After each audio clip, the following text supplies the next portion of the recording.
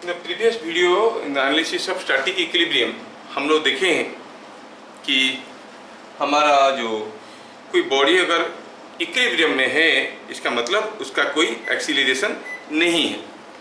तो उस केस में how to analyse the forces. Analyse the forces मतलब हम जानते हैं कि फोर्स की तीन कैरेक्टरिस्टिक होते हैं। एक होता है मैग्नीट्यूड, दूसरा होता है डायरेक्शन, तीसरा होता है क्या होता है पॉइंट ऑफ एप्लीकेशन। यस। तो कोई बॉडी अगर इक्विलिब्रियम में है तो उसके ऊपर जितने सारे फोर्सेस आ रहे हैं सारे का रिजल्टेंट जीरो है। तो हमें पता ये करना है कि क्या क्या फोर्स आ रहा है, कहाँ कहाँ पर आ रहा है, किस किस डायरेक्शन में आ रहा है, हर एक फोर्सेस का मैग्नीट्यूड क्या है। और उसके लिए हम लोग फ्री बॉडी डायग्राम का सहारा लिए थे to know the number of forces acting which we recognised as contact force और नॉन कॉन्टैक्ट फोर्स।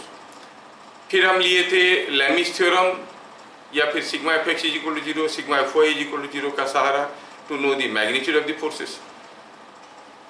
तो ये बात था जब कोई बॉडी इक्विलिब्रियम में नेट फोर्स जीरो था तो लैमिस थ्योरम वगैरह sigma F X zero, sigma F Y zero सब कुछ एप्लीकेबल था। बट सपोज कोई बॉडी एक्सीलरेटेड मोशन में है, फिर भी हम उसके ऊपर आता हुआ फोर्सेस को जानना चाहते हैं। ये एनालिसिस को कहते हैं डायनामिक इक्विलिब्रियम एनालिसिस। पहला वाला क्या था? Static equilibrium analysis. हम क्या पढ़ेंगे? Dynamic equilibrium analysis. शायद आपको बुक में ऐसा एक टर्म नहीं बनेगा तो आप कह सकते हो कि ये डायनामिक इक्विलिब्रियम एनालिसिस है, इक्विलिब्रियम एनालिसिस। अब इसको समझने के लिए पहले हम कुछ चीजें समझेंगे। देखेंगे कि इन न्यूटन्स फर्स्ट लॉ का इर्द गिर्द घूमना है। कोई बॉडी अगर रेस्ट में है तो रेस्ट में रहना चाहता है, और जब आप उसको मूव करवाने की कोशिश करोगे because of the property of inertia of rest, ये अपोज करने की कोशिश करेगा। कोई बॉडी रेस्ट में है, जैसे चलने की कोशिश करोगे, जैसे आप बस के अंदर खड़े हो, बस चलना शुरू किए तो आप पीछे की तरफ गिर जाते हो क्योंकि बॉडी का ऊपर वाला हिस्सा रेस्ट में रहना पसंद करता है, पाँव बॉडी के साथ भाग रहा है। सिमिलरली बस चल रहा है और बस अगर ब्रेक लगाया, रिटार्डेशन हुआ तो आप आगे की तरफ गिर जाते हो क्योंकि पाँव बस के साथ रुक गया लेकिन upper part of the body was in motion तो आगे की तरफ चला गया। इन चीज़ों को हम कुछ दूसरे तरीके से सोचेंगे। कैसे? एजिप कोई फोर्स आ रहा है, एजिप कोई फोर्स आ रहा है, लगेगा कि जैसे आप बस सडनली चलने लगा, पीछे की तरफ गिर गए तो आपको लगेगा कोई आपको पीछे से खींच लिया। ये सचमुच में कोई फोर्स नहीं आ रहा है। हो रहा है क्या? आपका बॉडी उसी पोजीशन पे रह गया, आप आगे निकल गए, पाँव आगे निकल गया तो आपको लगा कि पीछे की तरफ गिर गए। बट फीलिंग में आता है कि as if someone is pulling you back. वो जो झूठ-मूठ का फोर्स है उसको कहते हैं इनर्शिया फोर्स। इनर्शिया के चलते वो बॉडी पीछे की तरफ एक फोर्स का फीलिंग किया। कब? जब बस आगे की तरफ एक्सीलरेट कर रहा था। सिमिलरली जब बस रिटार्डेशन कर रहा था, रिटार्डेशन मतलब acceleration is in the backward direction, तब आप आगे की तरफ गिर जाते हो। तो इनर्शिया फोर्स के बारे में क्या कहेंगे? ये ऐसा एक झूठ-मूठ का फोर्स है, स्यूडो फोर्स है। क्यों होता है? Because of inertia. इनर्शिया किस लिए होता है? Because of the mass of the body. Inertia directly means mass, जिसका जितना ज्यादा मास उसका उतना ज्यादा इनर्शिया। अब कोई मासिव बॉडी अगर एक्सीलरेट करता है तो इट विल एक्सपीरियंस ए झूठ-मूठ का force which you call A pseudo force, call it inertia force. तो इनर्शिया फोर्स कैसे होता है? पहले हम देखेंगे इनर्शिया फोर्स क्या है। क्या है कि ये फोर्स जो फीलिंग में आता है जिसको हम स्यूडो फोर्स कहेंगे, कब होता है? When the body is under acceleration. या तो रेस्ट से मोशन में जा रहा होगा, एक्सीलरेशन हुआ, या फिर एक मोशन में था, मोशन बदल रहा होगा, वेलोसिटी बदलेगा तब भी एक्सीलरेशन है।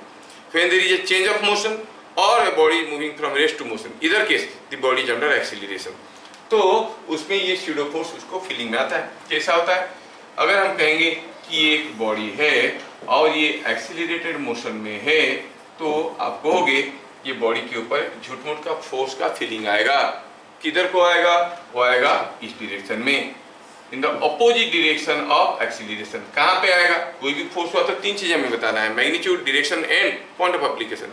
कहाँ पे आता है? It acts at the centre of मास।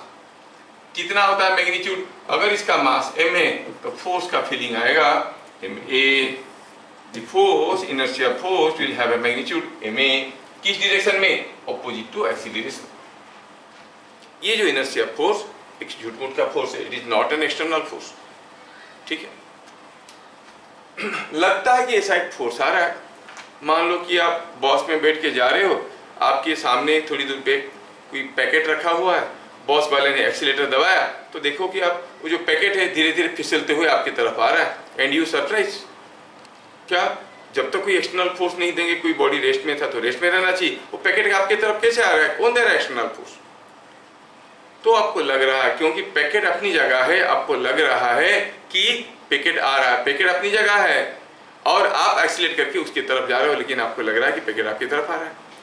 जैसे I can give you a small example. Supposing हम कहेंगे, बड़ा इंटरेस्टिंग है, suppose here is a screwdriver. सोचो here is a screwdriver ऐसा। अब इस स्क्रू ड्राइवर में एक आलू भर दो, एक आलू इसमें घुसा हुआ है।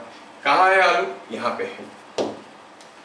अब सोचो कि वो जो स्क्रू ड्राइवर है उसको पकड़ के अगर आप पीछे से ऐसे ऐसे मारोगे, व्हाट यू फील? ये आलू बाहर की तरफ फेंका जाएगा कि पीछे लेफ्ट की तरफ आ जाएगा? लेफ्ट की तरफ आ गया। तो आप कहोगे ये आलू कैसे आया? जब तक कोई एक्सटर्नल फोर्स देंगे नहीं देंगे तो नहीं आना चाहिए। हो क्या रहा है? इनफैक्ट आप जब धक्का दे रहे हो, ये स्क्रू ड्राइवर उसके नीचे से जा रहा है, आलू जहां था वहीं है, आलू is in its location only but the screw driver is entering, और आपको लग रहा है कि ये इसके पास आ रहा है जबकि ये इसके पास नहीं आ रहा। It is because of inertia of rest. So when you try to accelerate the aloo experiences a pseudo force in the backward direction. झूठ-मूठ का फोर्स, ऐसा फोर्स नहीं है। लगता है कि आलू के ऊपर फोर्स आया और आलू इधर को है, आलू इधर नहीं है। थोड़ी देर के बाद देखोगे जहां पर आलू था वहीं पे है, आपका स्क्रू ड्राइवर आगे निकल गया है। समझ में आ रहा है? तो ये स्यूडो फोर्स के बारे में जानने से हमें क्या फायदा है? पहले 3 चीज स्यूडो फोर्स के बारे में याद रखें। जब भी कोई बॉडी एक्सीलरेट करेगा, कोई body of mass m accelerate करेगा, वो एक इनर्शिया फोर्स का फीलिंग को सेंस करेगा, जो कि एक झूठ-मूठ का फोर्स है। उस फोर्स का मैग्नीट्यूड होता है ma। कहां पर होता है? At the centre of mass. किस डायरेक्शन में होता है? Opposite to acceleration. क्या बात समझ में आया? अब ये स्यूडो फोर्स के बारे में जानने से हमको फायदा क्या है? बिना फायदे के तो हम कुछ करते होते हैं। We have already seen this question. Suppose हम कहेंगे कि यहाँ पर कोई एक स्फीयर है और ये स्फीयर रेस्ट में है। स्फीयर रेस्ट में कोई अगर आपको पूछेगा बताओ what are the reaction forces here and here, we are well trained in the previous video we have seen, we have to go for the free body diagram.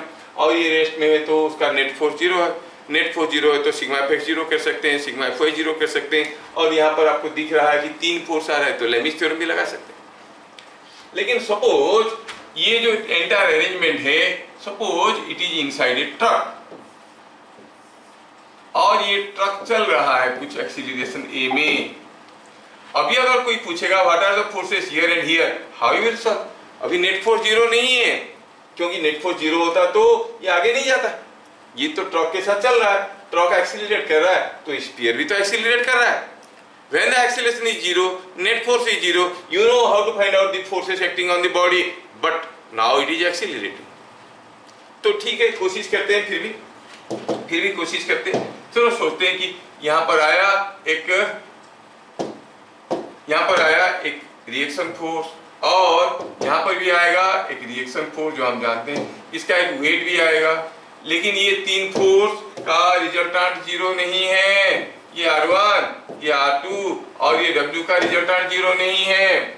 मान लेते हैं कि स्फीयर का मास m है, रिजल्टेंट 0 नहीं है। क्यों? क्योंकि एक्सीलरेट कर रहा है ना, एक्सीलरेट कर रहा है। तो फिर हम अगर R1 R2 पूछा गया तो फ्री बॉडी डायग्राम करके सिग्मा f0 सिग्मा f0 नहीं कर सकते। लेकिन सोचो ये R1 कितना है मालूम नहीं है, R2 कितना है मालूम नहीं है, W कितना है मालूम नहीं है, उसके बावजूद यू नो कि रिजल्टेंट का वैल्यू कितना है। क्या ये 3 वैल्यू को जोड़ने से क्या होगा आपको मालूम है? There are 3 forces only. नहीं सर ये मालूम नहीं, ये मालूम नहीं, ये मालूम नहीं, तो तीनों का वेक्टर सम कैसे मालूम होगा? अरे सिंपल है, ये तीनों फोर्स है जिसके चलते ये मास m a एक्सीलरेशन में जा रहा है। मतलब ये तीनों फोर्स का resultant must be equal to ma, है कि नहीं? The resultant of this 3 forces must be equal to ma।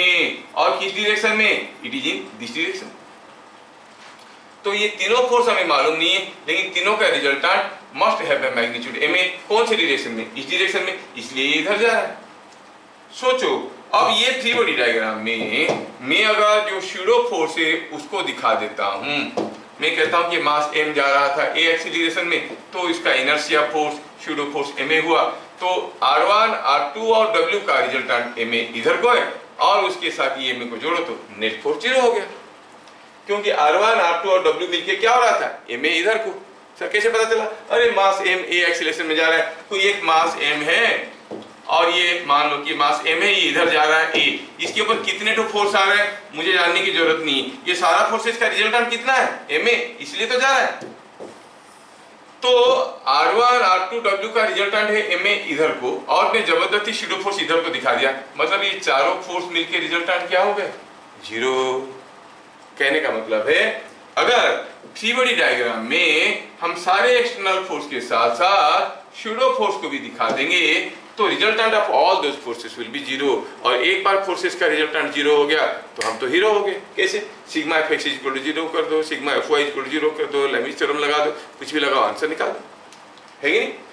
Resultant 0 हो जाने से सॉल्व करना हमारे लिए आसान हो जाता है। तो क्या लिखेंगे? तो फॉर डायनामिक इक्विलिब्रियम एनालिसिस हमें क्या करना चाहिए? when inertia force is taken into account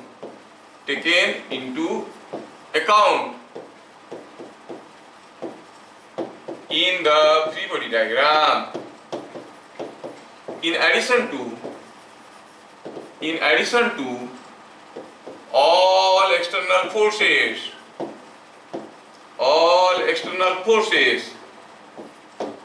we can apply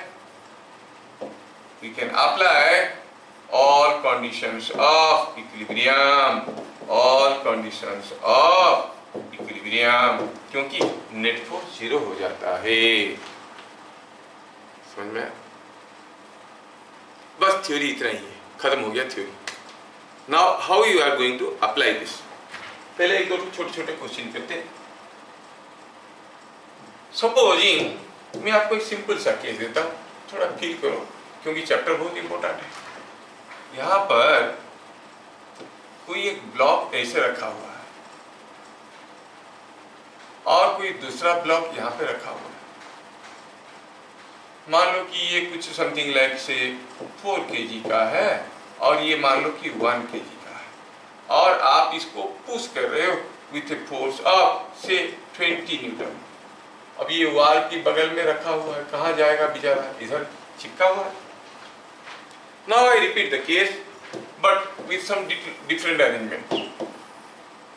अब क्या कर रहा हूं मैं? 2 बॉल फिर से रखे हुए हैं, लेकिन अब ये वाल नहीं है, मतलब खुले में ब्लॉक दोनों रखे हुए हैं। पहला केस में जब आप 20 न्यूटन फोर्स देके इसको पुश किए, ये जाके 4 kg को पुश किया, 4 kg वाल को पुश किया और आगे नहीं जा पाए।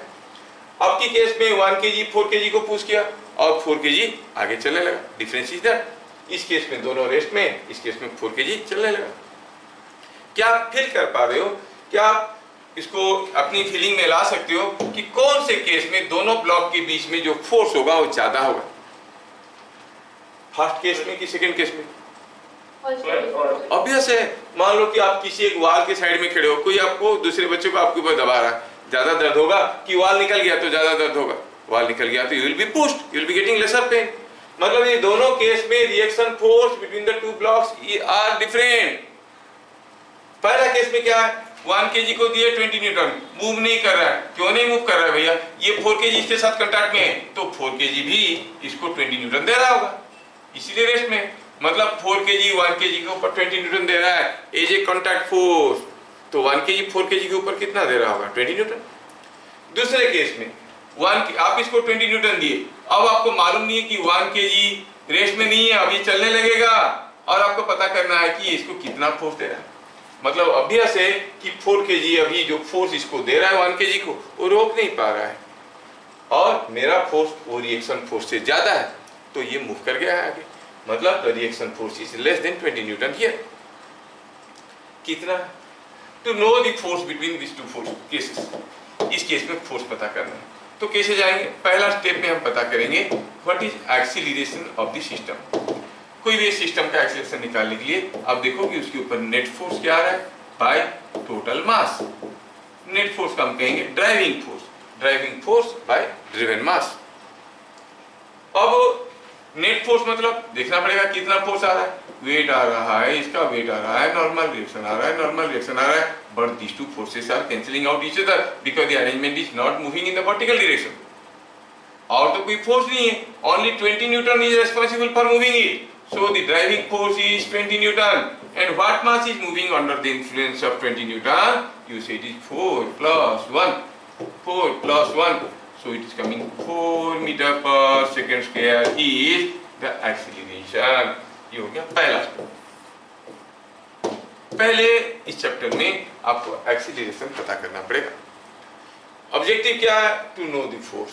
तो इन दोनों के बीच में क्या फोर्स है, कॉन्टैक्ट फोर्स है, जानने के लिए आप या तो 1 kg का फ्री बॉडी डायग्राम कर दो या फिर 4 kg का फ्री बॉडी डायग्राम कर दो, चॉइस आपका है। मैं करना चाहूंगा स्टेप 2 में free body diagram of 1 kg।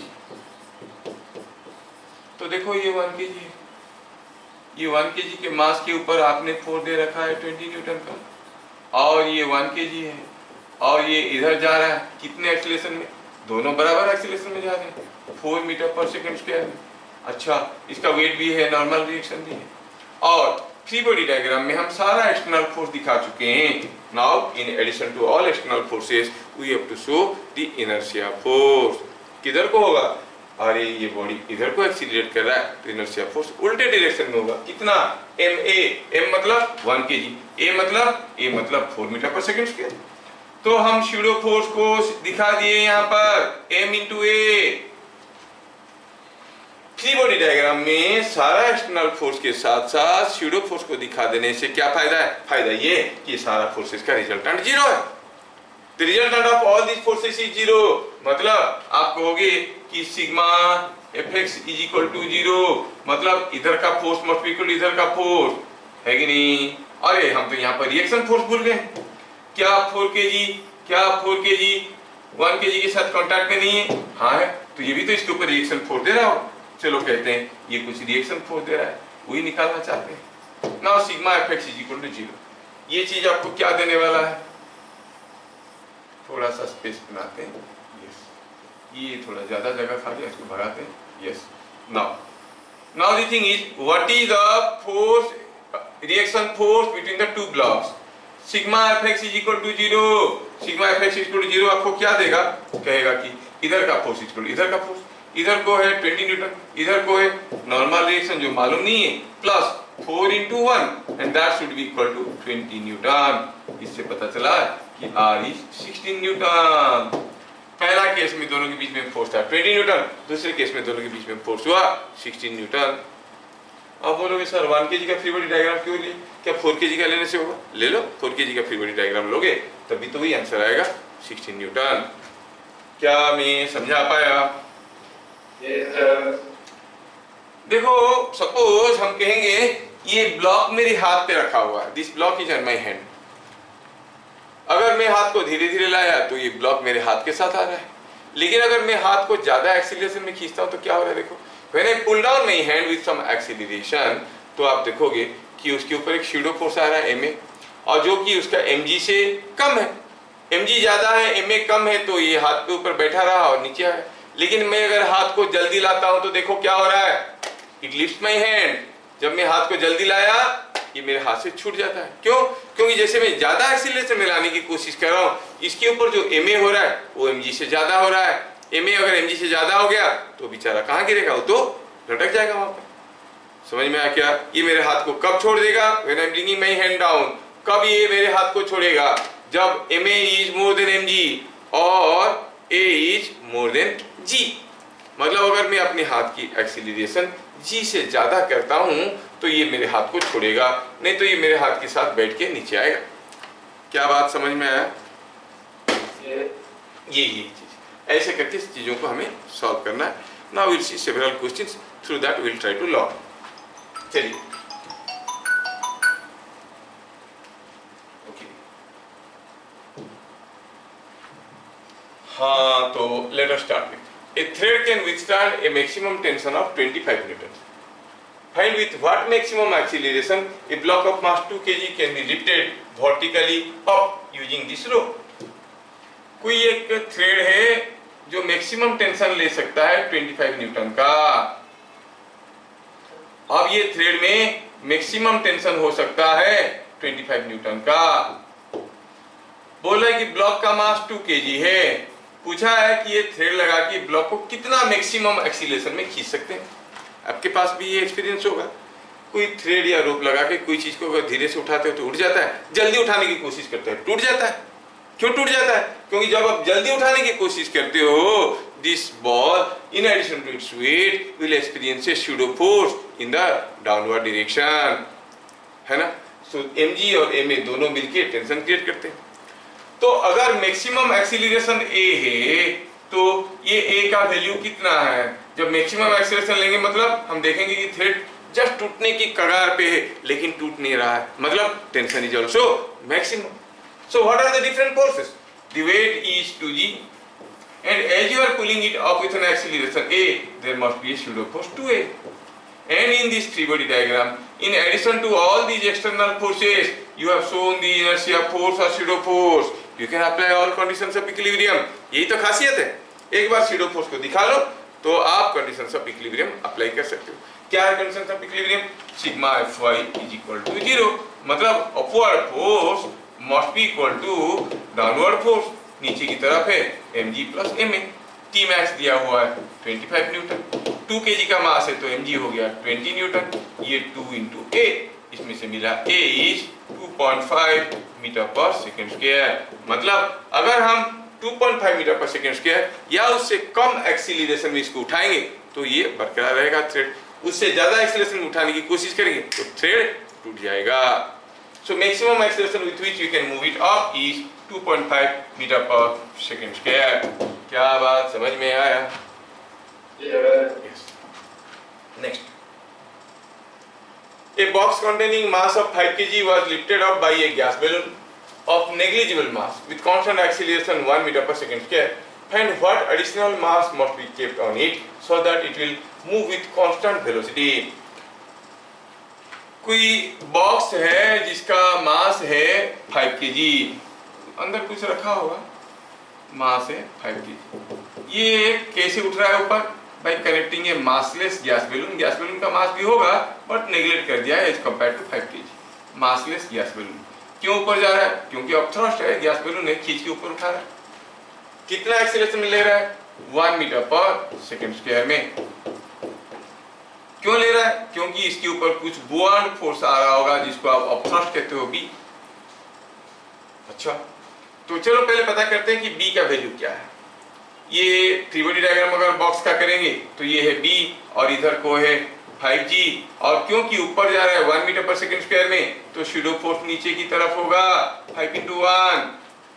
In the three body diagram of system of balloon and box we have shown all external forces and pseudo force। अगर बैलून का भी मास होता तो भी यहाँ पे दिखा देते mg करके, बैलून तो मासलेस बोला है। तो इससे पता चला थ्री बॉडी डायग्राम में सारा एक्सटर्नल फोर्स के साथ साथ मैं सूडो फोर्स को दिखा दिया हूँ तो मैं कंडीशंस ऑफ इक्विलिब्रियम लगा सकता हूँ। मुझे मिला sigma Fy is equal to 0, upward force must be equal to downward force. ये m कितना है? 5 kg, so 5g plus 5 into 1। I will write like that to save time and space। तो पता चला कि ये b कितना हो गया? b हो गया it is 5g plus 5 into 1, so it is 55 Newton, मतलब बॉन्ड फोर्स 55 न्यूटन का है। लेकिन वो नहीं पूछा है, कुछ दूसरा पूछा है। ध्यान से देखिए तो पूछा है what additional mass must be kept on it so that it will move with constant velocity। बोला कि इसके ऊपर एक कोई मास रख देंगे, if you keep a mass on the box, कितना मास रख देंगे कि ये कांस्टेंट वेलोसिटी में चलेगा, कांस्टेंट वेलोसिटी में चलेगा, लेकिन बॉन्ड फोर्स अभी बरकरार रहेगा। कोई मास आप इसके ऊपर रख दिए हो, इसके ऊपर जो फोर्सेस आ रहे हैं वो फोर्सेस क्या है? बॉक्स का तो वेट था ही था 5 kg, इसके अलावा there is a weight mg।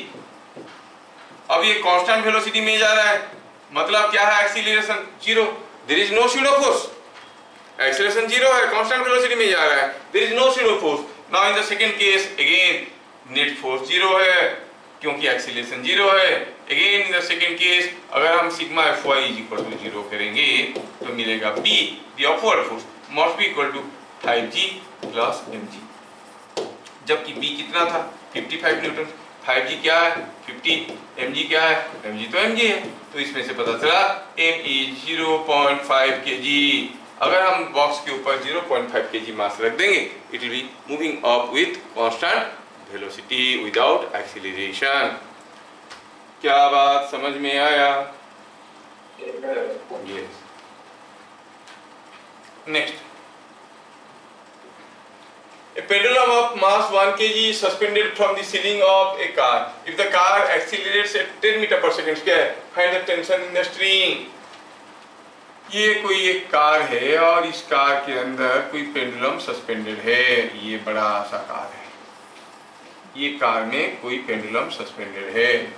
कैसे? ऐसे। और कार एक्सीलरेट कर रहा है, car is accelerating at a rate A का वैल्यू दिया 10 मीटर पर second square. What you think, ये पेंडुलम ऐसे ही सीधे रहेगा कि आगे की तरफ मुड़ जाएगा कि पीछे की तरफ मुड़ जाएगा? पीछे की तरफ मुड़ जाएगा। क्यों? क्योंकि हम देखेंगे कि इसमें वेट और टेंशन के साथ साथ एक शूडो फोर्स आने लगा है जो कि एक्सीलरेशन की उल्टा डायरेक्शन में है। तो ultimately you will find the pendulum is no more in this position. ये कुछ ऐसा पोजीशन में आ चुका है। ऐसा पोजीशन में क्यों? क्योंकि इसके ऊपर जो फोर्सेस आ रहे हैं वो mg तो है ही है और साथ साथ ma भी है अपोजिट डायरेक्शन में। पूछा है टेंशन क्या होगा, what is the tension in the thread. Clearly देख रहे हो आप, T, ma, mg इस बॉडी को इक्विलिब्रियम में रख रहे हैं। सर कैसे इक्विलिब्रियम में रख रहा है? ये तो कार के साथ एक्सीलरेट करें, हाँ वो तो है, बट फ्री बॉडी डायग्राम में जब हम एक्सटर्नल फोर्स के साथ साथ शूडो फोर्स को, इनर्शिया फोर्स को दिखा देते हैं तो हम कंडीशंस ऑफ इक्विलिब्रियम अप्लाई कर सकते हैं। पूछा है what is the tension in the string, so simple, tension is equal to the resultant of this and this equal to and opposite to the resultant of this and this. तो tension का magnitude कितना होगा? पहले बताओ इन दोनों का resultant कितना है? जितना है टेंशन यूज नहीं होगा ऑपोजिट डायरेक्शन में, इसलिए तो तीनों मिलके 0 हो रहे हैं। तो आप कहोगे इट इज ma का स्क्वायर प्लस mg का स्क्वायर होल टू। मास दिया गया है 1 kg और a तो है 10, g भी है 10, सो ये 1 kg है तो 10 स्क्वायर 10 10√2 न्यूटन। तो tension in the thread is 10√2 Newton. क्या खुशी को खुशी हुआ? अरे बोलो यार। अब देखो तुम्हारा बर्थडे होता है, तुम लोग घर में हीरो बन जाते हो कि नहीं बन जाते हो? जो बोलोगे वो हो जाएगा, क्योंकि आज मेरा बर्थडे है और आपकी पैदाइशी में आपकी कोई कंट्रीब्यूशन नहीं था, आपको भली भांति मालूम है। You have no contribution in coming to this earth, फिर भी भाव खाते हो कि नहीं खाते हो? तो आज तो टीचर्स डे, हम तो थोड़ी बहुत खाएंगे, खाएंगे नहीं खाएंगे? हाँ ठीक। नेक्स्ट, इन फिगर शोन, अरे one more interesting thing I tell you, जितने क्वेश्चन करें ना सारे के सारे, ऑलमोस्ट सारे के सारे प्रीवियस ईयर क्वेश्चन से, कुछ एक्स्ट्रा क्वेश्चन है प्रीवियस ईयर क्वेश्चन से, तो बढ़िया से समझ में आना बहुत जरूरी है। इन figure shown find reaction force between the blocks. दोनों ब्लॉक के बीच में रिएक्शन फोर्स निकालना है। एक 2 kg का ब्लॉक, एक 3 kg का ब्लॉक, इधर से 10 न्यूटन, इधर से 15 न्यूटन। क्या ये सिस्टम चलेगा? हाँ चलेगा। कैसे पता करेंगे? It is net driving force by net mass driven. क्या फोर्स सिस्टम को ड्राइव कर रहा है? 10 न्यूटन नहीं 15 न्यूटन। अरे नहीं, ये 10 है ये 15 है, तो रिजल्टेंट फोर्स हो गया 15 - 10 और मास कितना है 2 + 3 मतलब 1 मीटर पर सेकंड स्क्वायर। क्या खीराब्दी बताएगी कि जो एक्सीलरेशन हम निकाले ये कौन सा डायरेक्शन में, upward, downward, inward, outward, towards left, towards right? अरे बता Khirabdi, what is the direction of acceleration? ये अरेंजमेंट किधर को जाएगा? ये जो एक्सीलरेशन निकाले हम लोग, किसका निकाले? इनका निकाले। ये किधर को जाएगा? टुवर्ड्स राइट और टुवर्ड्स लेफ्ट? Towards left. अरे वाह, इतना देर लग गया ये बताने में? पता चल गया it is going towards left. अब हमें पूछा है दोनों के बीच में reaction force, find the reaction force between the blocks. अगर ये बात है तो किसी का भी एक फ्री बॉडी डायग्राम ले लो। चलो बताओ खीराब्दी, तुमको ऑड नंबर अच्छे लगते हैं कि even number?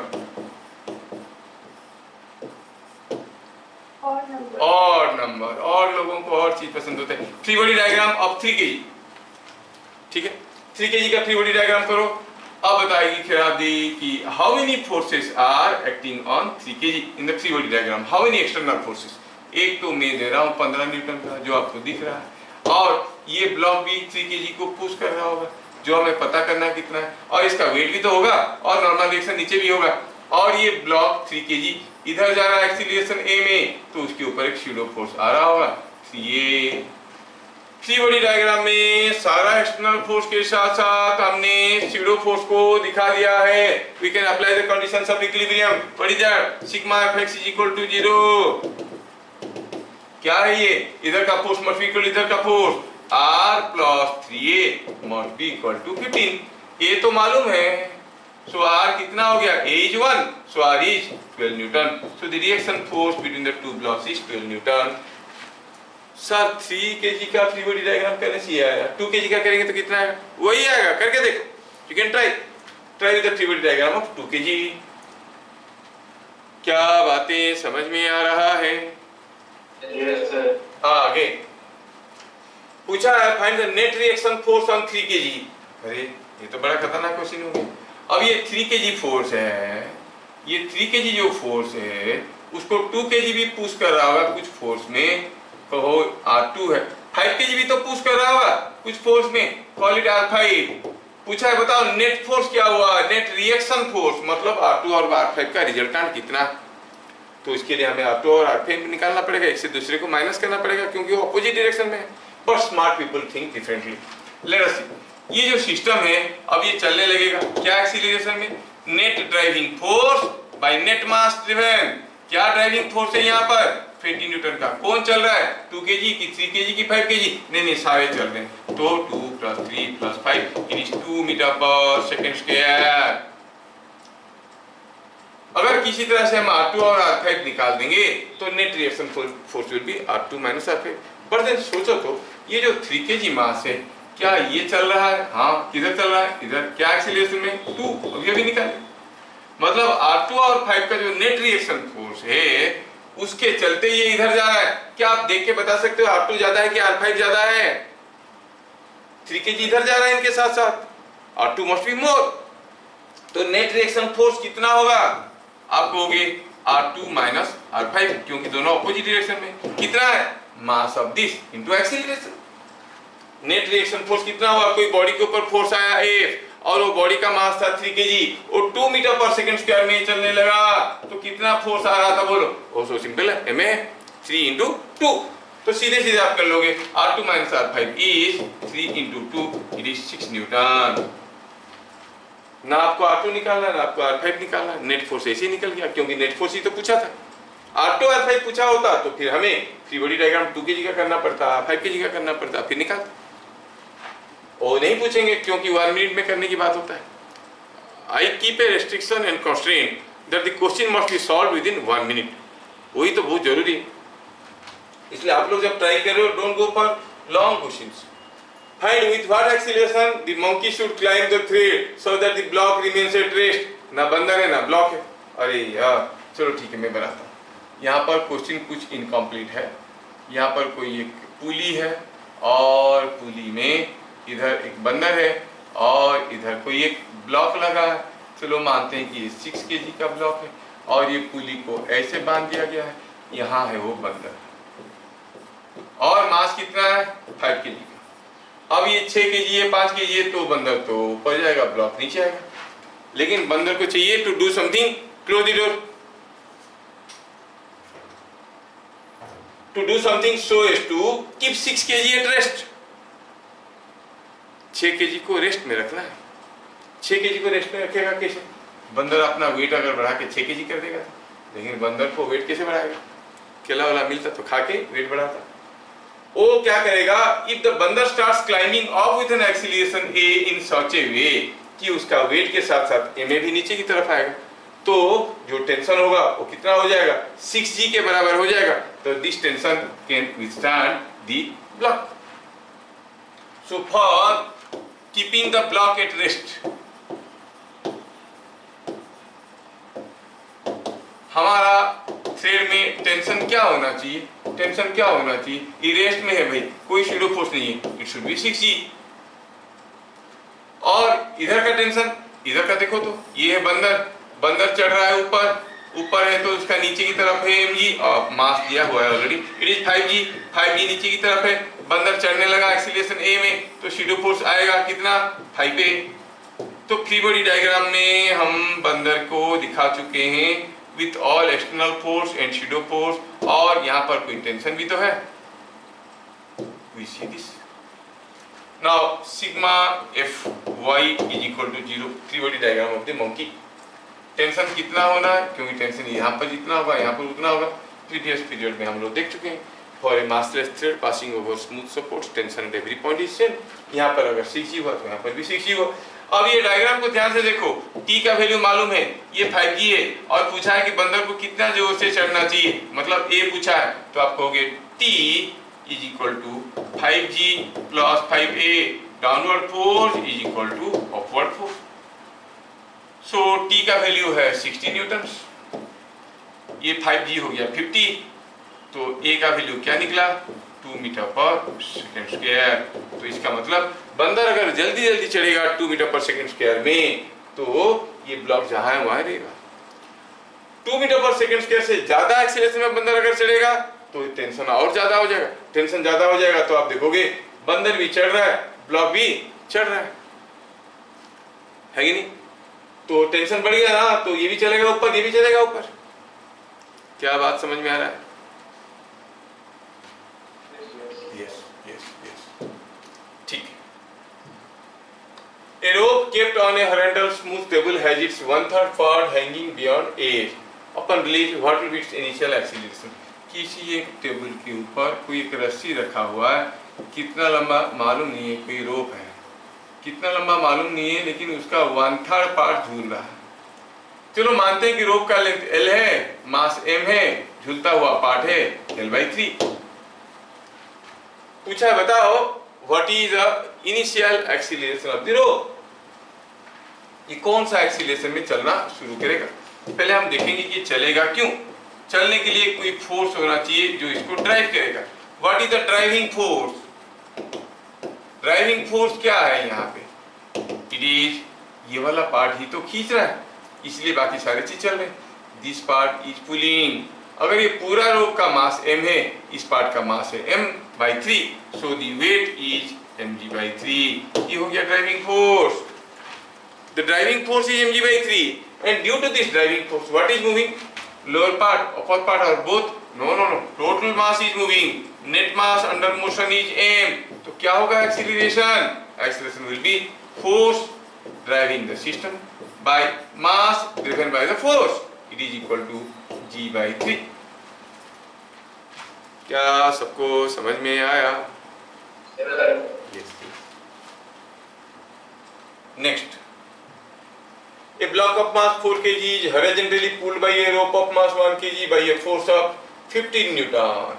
Find the pulling force on the block। ये तो इंट्रेंस में काफी बार आया, थोड़ा ध्यान से देख लेना बेटा इस क्वेश्चन को।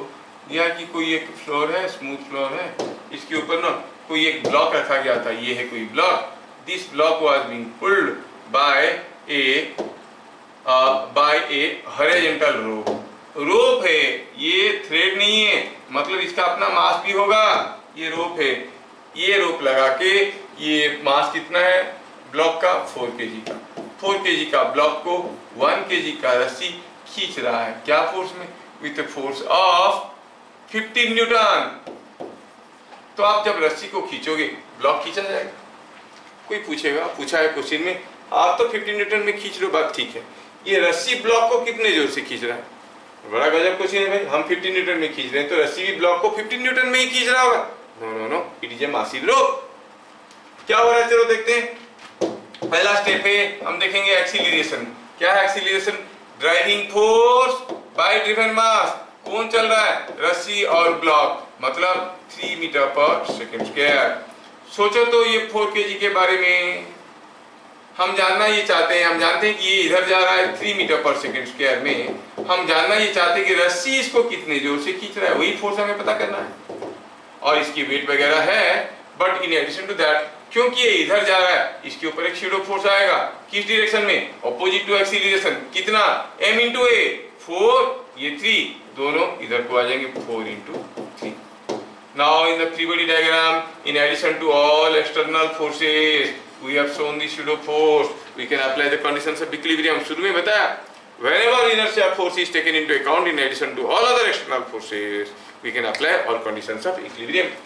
Keeping that in mind, अभी हमें पता करना है what is the value of t, और क्योंकि बॉडी अभी डायनामिक इक्विलिब्रियम में है, एक्सीलरेट करते हुए भी हम इसको फोर्स्ड इक्विलिब्रियम पोजीशन में लाएं, तो हम कहेंगे sigma fx is equal to 0, मतलब t must be equal to 4 into 3, that is 12 Newton.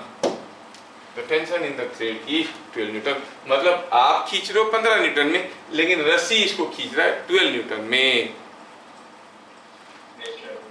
क्या बात समझ में आया?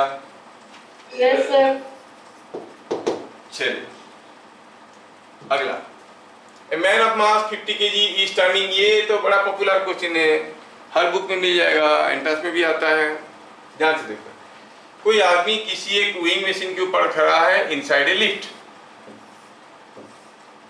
वेइंग मशीन के ऊपर खड़ा है, बोल रहा है कि आदमी का मास दिया हुआ है कितना? 50 kg का, 50 kg का आदमी है, सादा सीधा आदमी है।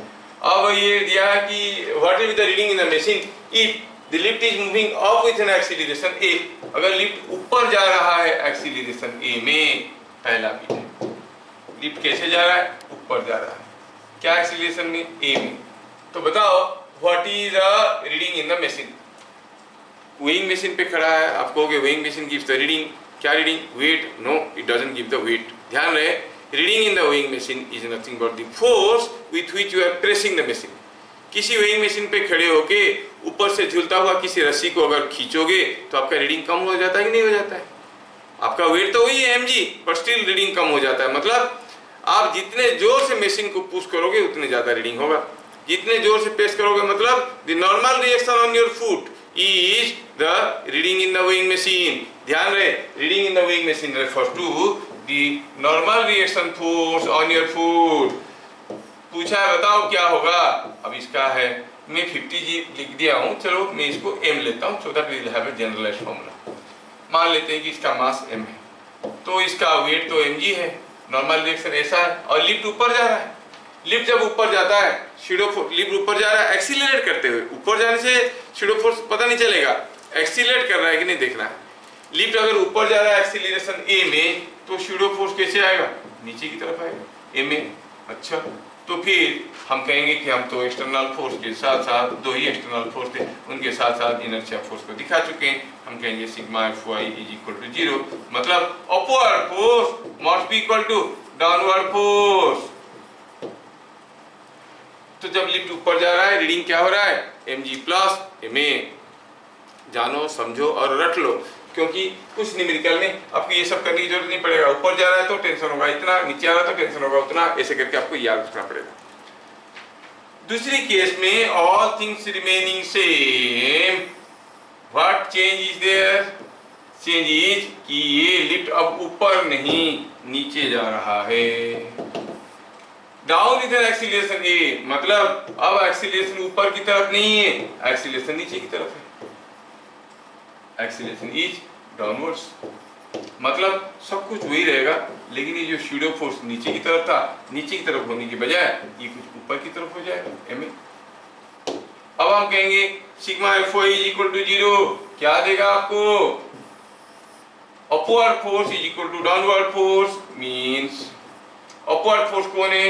R प्लस ma, और डाउनवर्ड फोर्स mg। इसका मतलब what is the reaction force और what is the reading in the machine? आप कहोगे reading in the machine is mg minus ma। क्या बात समझ में आया? When man is standing inside the lift and lift is moving up with some acceleration, तो reading होगा mg plus ma। If it is coming down with some acceleration, reading होगा mg minus ma। तो ये आपको याद रखना पड़ेगा। क्या याद रहा?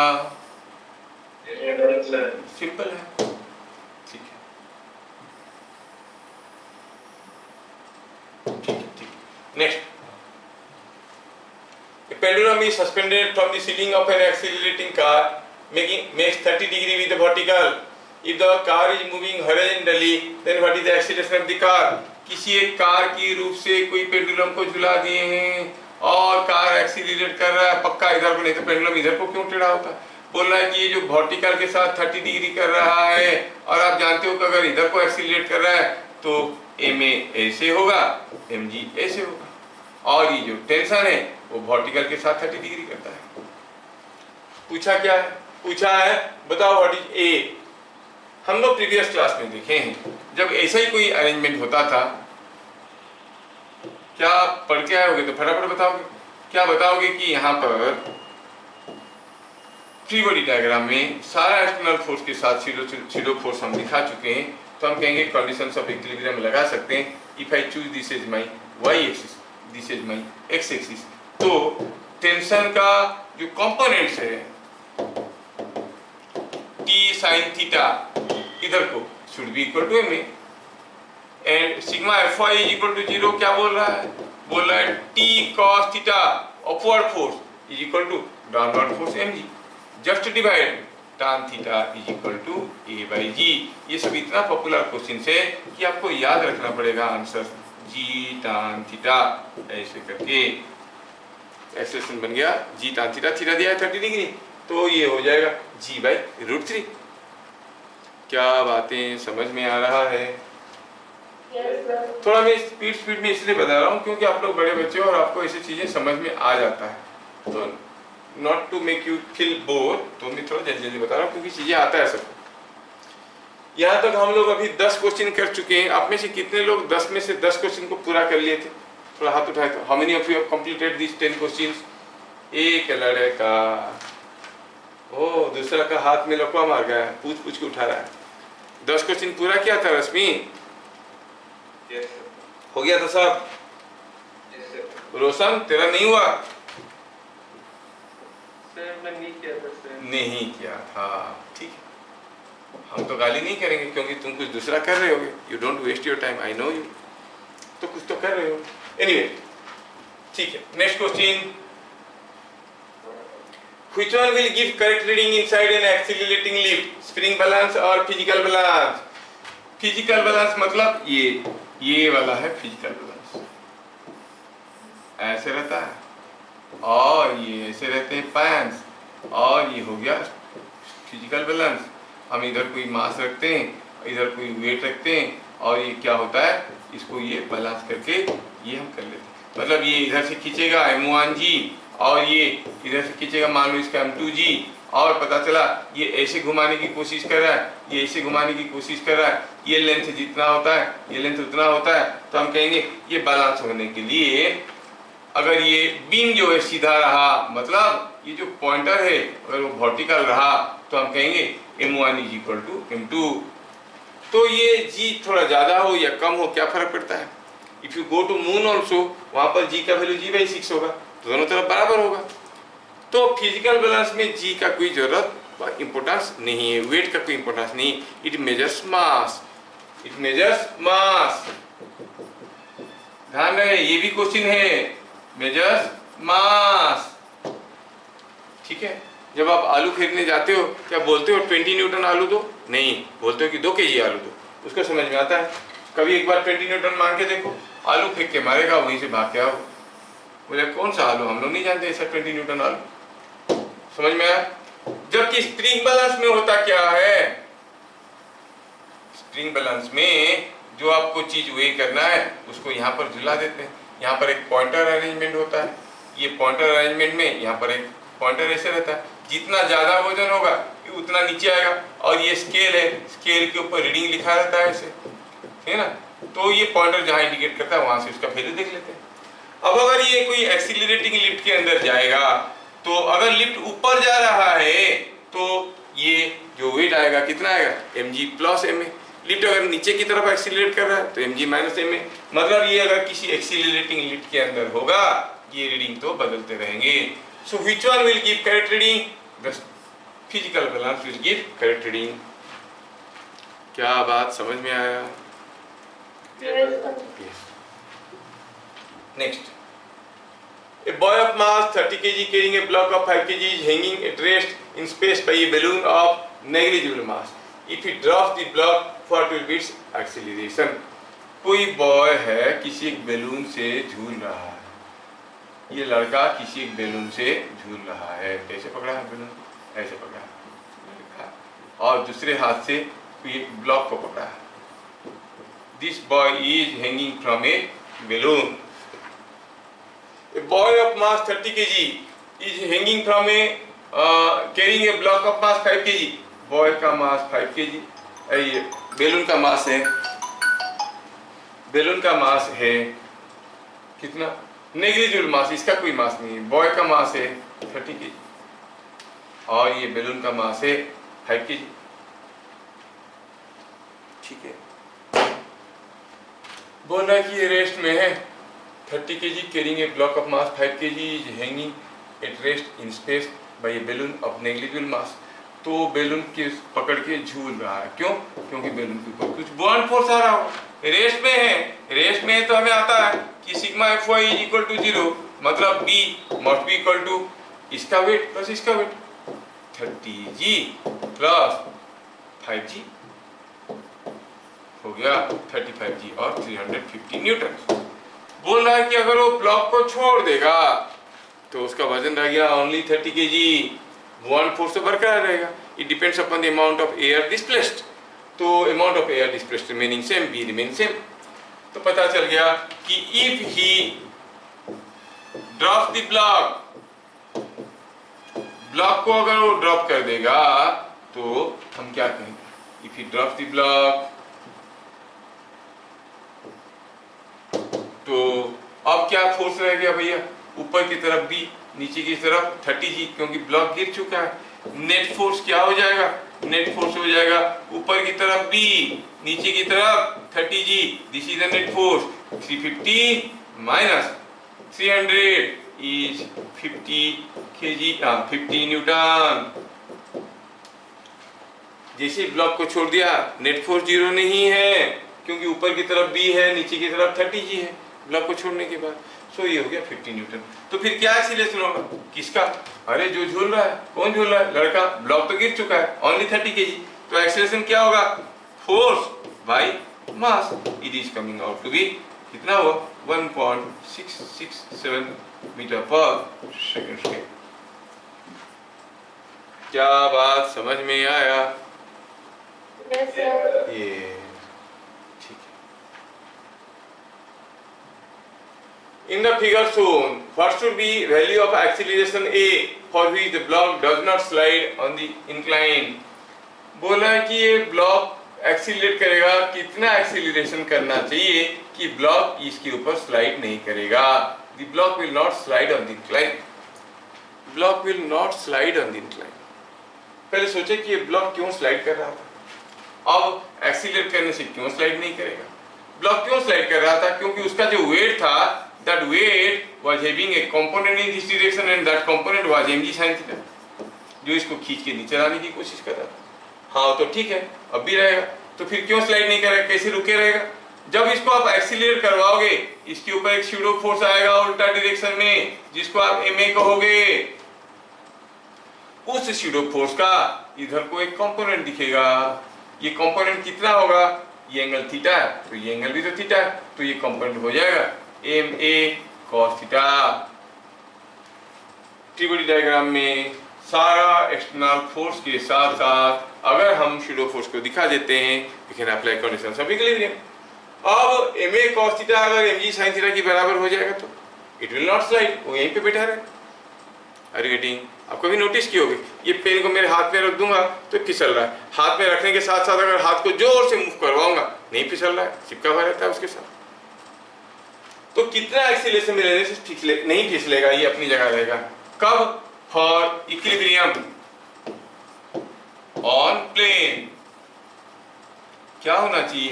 ये जो mg sin थीटा है वो ma cos थीटा को कैंसिल करना चाहिए। ma cos theta must be equal to mg sin theta, मतलब a is g tan theta. अगर इतना एक्सीलरेशन में मूव करवाएंगे तो ये ब्लॉक यहीं पे पड़ा रहेगा, स्लाइड नहीं करेगा। इससे ज्यादा एक्सीलरेशन मिलेंगे तो अगर कोई चीज ऐसे रखा है, आप बहुत जोर से पुश कर दोगे तो MA cos theta will be very hard. ये बहुत ज्यादा हो जाएगा तो इससे ज्यादा हो जाएगा तो खींच के ऊपर ले लेगा। इसलिए अगर आप जोर से पुश करोगे, हो सकता है कि ये ब्लॉक ऐसे जाके इधर से गिर रहा है, ये भी हो सकता है। सो इट ऑल डिपेंड्स कि हाउ यू आर पुशिंग, कितना एक्सीलरेशन में पुश करना चाहिए। ये ब्लॉक वेज के ऊपर बैठा रहेगा, मतलब ये पूरा अरेंजमेंट तो चलेंगे लेकिन ये इसके ऊपर स्लाइड नहीं करेगा। तो क्या होना चाहिए एक्सीलरेशन, जी tan थीटा। बहुत इंपॉर्टेंट है, आंसर को याद रखना जरूरी है। A massive rope was pulled horizontally at two ends by two opposite forces of 12 Newton and 16 Newton. बोल रहा है कि यहाँ पर कोई एक स्मूथ सरफेस पे कोई एक रस्सी को रखा गया था। Here is a rope, ये कोई रस्सी है, इसके ऊपर रखा गया था, मासिव है, इसका अपना मास है, और ये रस्सी को दोनों तरफ से खींचा गया ऑपोजिट डायरेक्शन में। एक तरफ 12 न्यूटन, दूसरी तरफ 16 न्यूटन। पूछा है बताओ इसका मिड पॉइंट में क्या टेंशन होगा। अच्छा चलिए मानते हैं कि पूरा रस्सी का मास m है। पहला स्टेप होता है acceleration, that is net force by mass. Net force क्या है, एक तरफ 16 न्यूटन, दूसरी तरफ 12 न्यूटन, तो नेट फोर्स हो गया 16/12 by mass is 4/m। m तो मालूम नहीं है, ये है एक्सीलरेशन। पूछा है मिड पॉइंट में टेंशन क्या होगा। टेंशन कैसे निकालते हैं, tension in A thread previous class बताए थे, it is a force with which one section is pulling the other section. अगर मैं ये रोप को ऐसे दो टुकड़ा कर देता हूँ, दो टुकड़ा ऐसे कर देता हूँ, तो मुझे पता ये करना है कि ये वाला सेक्शन को ये वाला सेक्शन कितने जोर से खींच रहा है, वही पता करना है। But in addition to that इधर मैं ऑलरेडी फोर्स दे रखा हूँ 12 newton. In addition to that क्योंकि ये फोर्स ज्यादा है, ये इधर को जा रहा है एक्सीलरेशन a में, तो ये पार्ट भी तो इधर को जा रहा है एक्सीलरेशन a में। पूरा रोप का मास अगर m है तो इसका मास कितना है, m/2। शूडो फोर्स कितना है, m/2 इंटू a। क्या बात समझ में आया। थ्री बॉडी डायग्राम में टेंशन के साथ साथ सारा एक्सटर्नल फोर्स हम लोग दिखा चुके हैं और शूडो फोर्स भी दिखा चुके हैं। हम कह सकते हैं sigma fx is equal to 0, मतलब t is equal to 12 plus ma/2।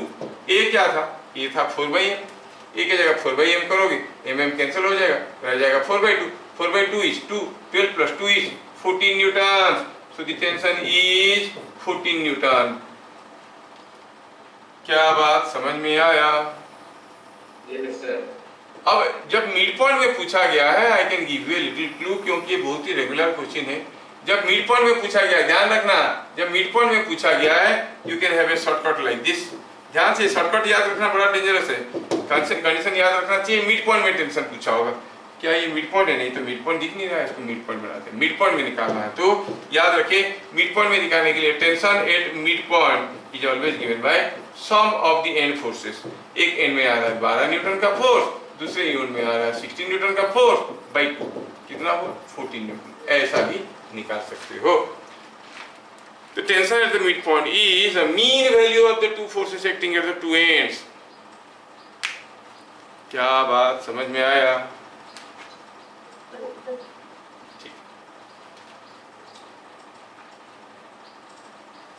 Next question. In figure shown, the maximum permissible tensions in threads A and B are 10 Newton and 20 Newton. ये वाला थ्रेड मैक्सिमम 10 न्यूटन फोर्स ले सकता है, ये maximum 20 Newton ले सकता है। What is the maximum allowed value of F to move the train. बोल रहा है कि कितना मैक्सिमम जोर से खींच सकते हैं। याद रखना है कि ये थ्रेड जो है 10 न्यूटन ज्यादा होने से टूट जाएगा, ये थ्रेड जो है 20 न्यूटन से ज्यादा होने से टूट जाएगा।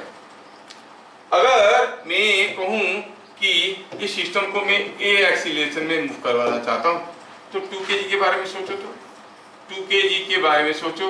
ये जो टेंशन है ये मैक्सिमम हो सकता है 10 न्यूटन। अगर मैं इसको इधर a एक्सेस में लूंगा तो इधर को फोर्स होगा 2a सीडो फोर्स, तो T is equal to 2a।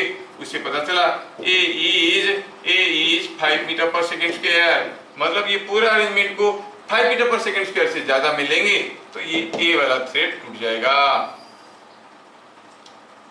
सोचो ये B के बारे में। अब 2 kg और 3 kg एक दूसरे के साथ बंधे हुए हैं, you can consider them as a single body in the free body diagram. और दिया है कि जो टीबी है वो कितना मैक्सिमम 20 न्यूटन ले सकता है। जब इसको हम एक्सीलरेशन ए में खींचेंगे तो इसके ऊपर आएगा 2a और इसके ऊपर आएगा 3a। फ्री बॉडी डायग्राम हम अंदर वाले थ्रेड का टेंशन नहीं दिखाया, क्यों? क्योंकि हम इसको एक सिस्टम कंसीडर कर रहे हैं। पढ़े थे फ्री बॉडी डायग्राम में, if there is no relative motion between two bodies you can consider them as a single body in the free body diagram. ठीक है, अगर ऐसा हो गया तो आप कहोगे यहाँ पर TB must be equal to 2a plus 3a which is equal to 5a। और टीबी कितना है 20 न्यूटन, मतलब यहाँ से क्या मिला 4 मीटर पर सेकेंड स्क्वायर। मतलब 4 मीटर पर सेकेंड स्क्वायर से ज्यादा एक्सीलरेशन में अगर खींचने की कोशिश करेंगे तो b टूटेगा, 5 से ज्यादा एक्सीलरेशन में खींचेंगे तो a टूटेगा। तो मैक्सिमम कितना एक्सीलरेशन ले सकते हैं? 4 से ज्यादा होने से b टूटेगा, 5 से ज्यादा होने से a टूटेगा। कितना मैक्सिमम एक्सीलरेशन में ले सकते हैं? 4। मैक्सिमम एक्सीलरेशन हो गया 4। तो फिर क्या फोर्स की जरूरत है, कितना मैक्सिमम फोर्स लगा सकते हैं? पता चल गया कि maximum permissible acceleration is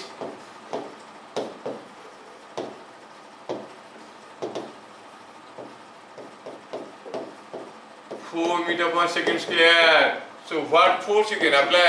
It is net mass into maximum acceleration. Net mass कितना है? क्या है मासेस? 2, 3, 4 ये सब चल रहे हैं। अच्छा 2 kg, 3 kg, 4 kg, इनको 4 मीटर पर सेकेंड स्क्वायर में लेना है तो कितना हो जाएगा? 5 + 4 is 9, 9 × 4 is 36 न्यूटन। तो मैक्सिमम आप यहाँ पे 36 न्यूटन फोर्स लगा सकते हो। इससे ज्यादा फोर्स लगाओगे acceleration will be more than 4। Acceleration is more than 4, the thread will cut at point B. क्या चीजें समझ में आया? Now, in the figure shown, the pulley is smooth and massless. The entire arrangement is on a smooth horizontal plane. Find acceleration of pulley. ये दो block horizontal plane पे रखे हुए हैं और ये 10 न्यूटन फोर्स खींच रहा है। पुली का कोई मास नहीं है। अच्छा, पुली का कोई मास नहीं है, बड़ा इंटरेस्टिंग है और इम्पोर्टेंट है। देखो पुली का फ्री बॉडी डायग्राम, तो पुली के ऊपर हम दिए रहे हैं 10 न्यूटन और ये जो थ्रेड है ये पुली को ऐसे खींच रहा है और थ्रेड कंटिन्यूअस होने के कारण दोनों तरफ टेंशन बराबर है। पुली का मास नहीं है, नहीं तो हम इसका सूडो फोर्स भी दिखाते। तो हम इससे क्या पता चला? From the free body diagram of the pulley, it is understood that 2t is equal to 10 Newton और t is equal to 5 Newton। मतलब थ्रेड में टेंशन होगा 5 न्यूटन का। ये दोनों हॉरिजॉन्टल ब्लॉक है, तो ये भी खींच रहा है 5 न्यूटन, ये भी खींच रहा है 5 न्यूटन। तो एक्सीलरेशन ऑफ 5 kg क्या हो जाएगा? 5/5, तो इट इज 1 मीटर पर second square. Acceleration of 2 kg क्या हो जाएगा? 5/2 which is 2.5 मीटर पर second square. And while talking about instantaneous velocity discussions हम लोग जो किए थे, हम देखे थे कि अगर ये जाएगा v1 वेलोसिटी में, ये जाएगा v2 वेलोसिटी में, ये जाएगा v1 + v2/2, तो आप कहोगे acceleration of pulley is a2 + a5/2 is 1 + 5/2 is 8/5। हाँ 8/2 कितना? 1 + 2.5, 2.5 हो गया 5/2, 5/2 हो गया 5/2 हो गया, तो 2 + 5 7/2 का आधा मतलब 7/4 मीटर पर सेकेंड स्क्वायर।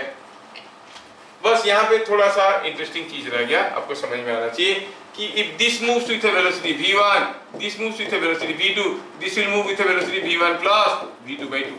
हम लोग पढ़ चुके हैं इसको, जब डिफरेंशियल मोशन एनालिसिस चैप्टर में हम लोग पढ़ चुके हैं।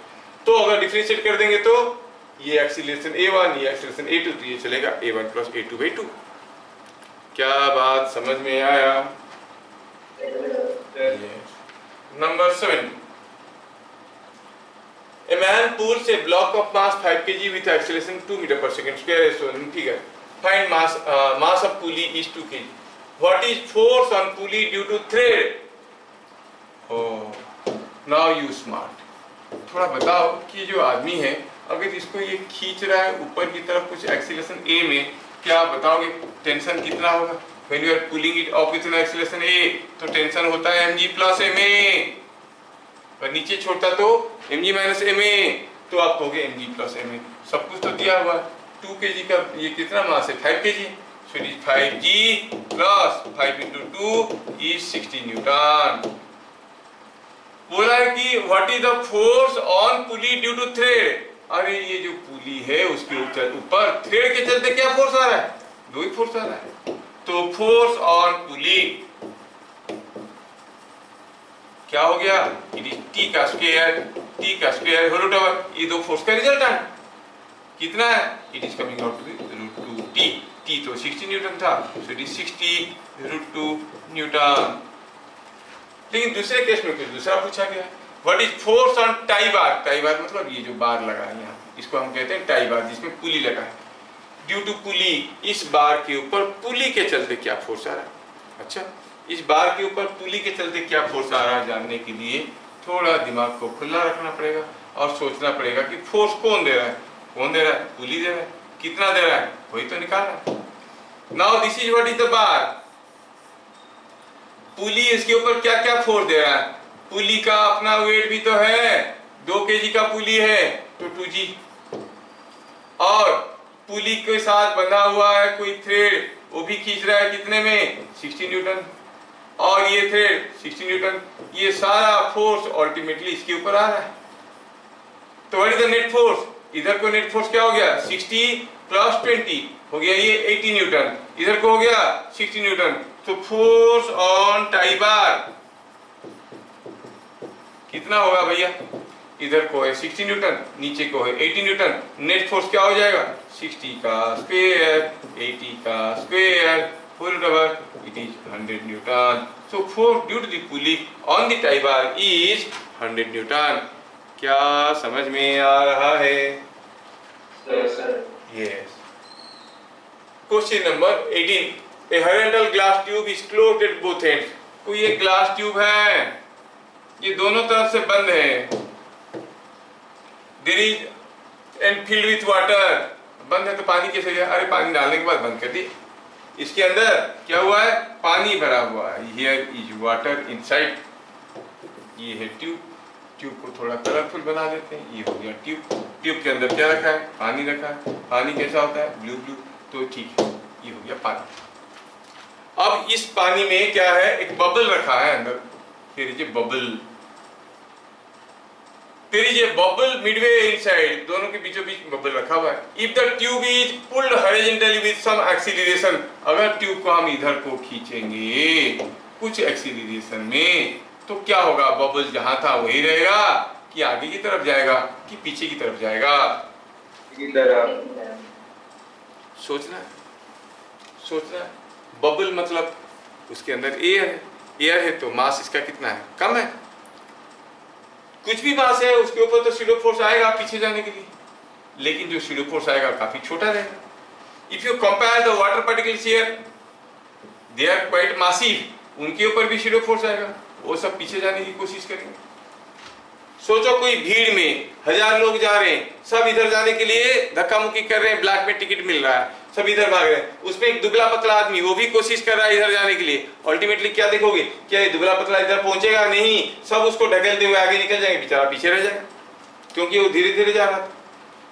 The pseudo force on these water particles is more because inertia directly refers to mass. Bubble का मास नेग्लिजिबली स्मॉल है और वाटर पार्टिकल का मास काफी ज्यादा है। अगर मैं इसको इससे मूव करवाता हूँ और सपोज मैं ये जो पाइप है यहाँ पे और यहाँ पे दो ठो होल कर देता हूँ, तो पानी कहाँ से निकलेगा? ए से कि बी से? तो पाइप को इसे मूव करवाएंगे, कहाँ से निकलेगा? यहाँ पे दो ठो होल बना दिया, पानी भरा हुआ है और पाइप को इसे मूव करवाया तो पानी लीक करके निकलेगा। किधर से निकलेगा? आगे वाला पॉइंट से कि पीछे वाला पॉइंट से? पीछे वाला पॉइंट से। क्यों? क्योंकि वाटर पार्टिकल रॉसिंग लाइक दिस, इस डायरेक्शन। तो जब ये वाटर पार्टिकल इधर को रॉस करेंगे, आपको क्लियरली दिखेगा कि ए पॉइंट में प्रेशर ज्यादा होगा और बी पॉइंट में प्रेशर कम हो जाएगा। और बबल किधर जाता है? हाई प्रेशर की तरफ कि लो प्रेशर की तरफ? बबल का नेचुरल टेंडेंसी किधर जाने के लिए है? कोई वाटर टैंक में बबल कैसे आता है? नीचे से ऊपर, मतलब हाई प्रेशर से लो प्रेशर की तरफ मूव करता है। तो देखोगे जैसे आप ये सब चीजों को मूव करवाने की कोशिश किए, ट्यूब को मूव करवाने की कोशिश किए, ये जो बबल है वो इधर को भागेगा, it will go towards the forward end और front end. So when this tube is moved, bubble will move forward. क्या बातें समझ में आया? Yes yes, bubble moves forward, ठीक है, बबल मूव्स फॉरवर्ड। अगला, a small block is kept on the floor of a lift. If the lift moves down with acceleration 12 meter per second square, find the height of the block above the floor after 1 second. कोई lift की floor पे कोई एक block रखा गया था और block का मास था 1 kg, और ब्लॉक का मास दिया है क्या? नहीं, मास भी तो नहीं दिया। अच्छा ठीक है, कोई ब्लॉक रखा हुआ था और लिफ्ट नीचे जाने लगा, इतना एक्सीलरेशन 12 मीटर पर सेकेंड स्क्वायर, ये एक्सीलरेशन में लिफ्ट नीचे जाने लगा। तो आपको क्या लग रहा है? The block will move being in contact with the floor और it will leave the contact from the floor? Leave the contact. अगर ब्लॉक फ्लोर से कांटेक्ट छूट गया, क्योंकि जैसे मैं हाथ को जल्दी लाता हूं तो पेन मेरे हाथ से छूट जाता है। ब्लॉक अगर लिफ्ट से कांटेक्ट छोड़ दिया तो ब्लॉक तो हवा में गिरेगा, उसका एक्सीलरेशन क्या होगा? जी। Now acceleration of the block is g, but acceleration of this is only 12 meter per second square. तो दोनों के बीच में डिस्टेंस क्या होगा? Make use of relative concept. अब ये ब्लॉक गिर रहा है g में, सर ऊपर कैसे गया? नीचे रखा था। अरे ऊपर नहीं गया, वो अपनी जगह से ही गिरने की कोशिश किया। जब मैं हाथ को नीचे लाया तो मुझे लग रहा है कि पेन मेरे हाथ से ऊपर गया। पेन ऊपर गया क्या? पेन तो अपनी जगह था, मेरा हाथ नीचे आ गया। तो ये g में गिर रहा है, ये 12 में गिर रहा है। 1 सेकेंड के बाद इन दोनों के बीच में डिस्टेंस क्या होगा? अरे कितना होगा? रिलेटिव टू दिस, इसका एक्सीलरेशन क्या है? Acceleration of lift with respect to block is 12 minus g हो गया 10, 2 मीटर पर सेकेंड स्क्वायर। ब्लॉक को लगेगा, लिफ्ट मेरे को छोड़ के भाग गया, कितने में? 2 मीटर पर सेकेंड स्क्वायर में, ठीक है। तो कितना दूर जाएगा इन 1 second? Distance moved in 1 second, distance moved in 1 second कितना हो जाएगा? Half a t square, it is 1 meter. So height of the block above the floor of the lift after 1 second will be how much? 1 meter. Understanding or standing under? Standing, sir. Very good. खत्म हो जाएगा, don't worry. Gas balloon is tied to the floor of an air tight car. कोई car है, ये car के अंदर floor में कोई एक गैस बैलून लगा है। Here is the gas balloon. Car चुपचाप खड़ा था, बैलून भी अपनी जगह खड़ा था। इफ द कार एक्सीलरेट्स, अच्छा दिया नहीं, दिया है कि अगर पता चला ये कार का फ्रंट एंड है, सॉरी ये कार का फ्रंट एंड है, बोला कि देखा गया कि the balloon bends forward, balloon ऐसे टेढ़ा हो गया, तो बताओ कार एक्सीलरेट कर रहा है कि रिटार्ड कर रहा है? सोच के बताओ। आप कहोगे वो एक्सीलरेट करेगा तो बैलून पीछे जाएगा, रिटार्ड करेगा तो बैलून आगे जाएगा। जैसे बॉस में होता है तुम्हारे साथ, तुम में और बैलून में काफी अंतर है। क्या अंतर है? You are massive, balloon is massless. कैसे मासलेस? अरे भाई इसका मास, इसका डेंसिटी एयर का डेंसिटी से कम है, इसलिए तो गैस बैलून बनाई है। हेवी होता तो नीचे पड़ा रहता, ये इसे फ्लोट कर रहा है। अब चलो सोचते हैं कि अगर एक्सीलरेट करेगा तो क्या होगा। सपोज द कार एक्सीलरेट्स, अब यहाँ का जो एयर पार्टिकल्स है they will experience pseudo force, balloon will also experience pseudo force, but air particles are heavier than the gas inside the balloon, है कि नहीं?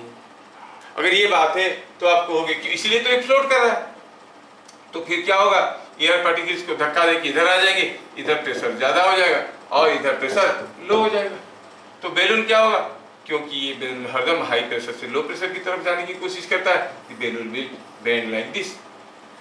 So if the balloon is bending forward, it means the car is accelerating. लेकिन अगर ये balloon की जगह यहाँ पर कोई पेंडुलम होता तो ये पेंडुलम पीछे की तरफ चले जाता, बैलून आगे की तरफ जाएगा। अगर हम बैलून के ऊपर कोई एक 1 रुपी कॉइन चिपका देंगे और वो मासिव बन गया और कार एक्सीलरेट करेगा तो बैलून भी पीछे जाएगा। क्या मेरी बात समझ में आया? यस। तो if the balloon bends forward then the car is under acceleration or retardation? It is under acceleration. हाँ, इसका रिलेटेड थ्योरी बताने के लिए थोड़ा समय लगेगा और कर लेंगे। आज आप लोग काफ़ी देर से पढ़ रहे हो, अभी मुझे एटूट मशीन या फिर पुली के बारे में बताना है, फिर उसके बाद ये छोटा सा टॉपिक रहेगा, उसको कर देंगे। Next to this we are going to start with क्या बताओ, फ्रिक्शन। फ्रिक्शन करने के बाद हम लोग जाएंगे न्यूटन्स लॉज में। तो क्या आपको स्यूडो फोर्स वाला कंसेप्ट समझ में आया? ये जो स्यूडो फोर्स वाला कंसेप्ट रिलेटेड जो न्यूमेरिकल्स है वो किसमें बताओ? It is in newton second law में आता है। वो लोग Newton first law, Newton second law, Newton third law use करते हैं। हम बोलते हैं कि हमारे पास माँ है ना, क्या है एम, हम अभी तक न्यूटन लॉ को यूज नहीं किए हैं, ऐसे करके कर लेते हैं। उनका तरीका हमारा तरीका थोड़ा सा अलग रहता है। बुक में स्यूडो फोर्स को बहुत ज़्यादा इंपॉर्टेंस नहीं देता है, बट इस तरीके से न्यूमेरिकल्स जल्दी जल्दी बनते हैं। ठीक है, तो हम उनकी बराबरी कर सकते हैं with the concept of pseudo force. अभी स्यूडो फोर्स में इंपॉर्टेंट चीज़ क्या बाकी रह गया बताओ?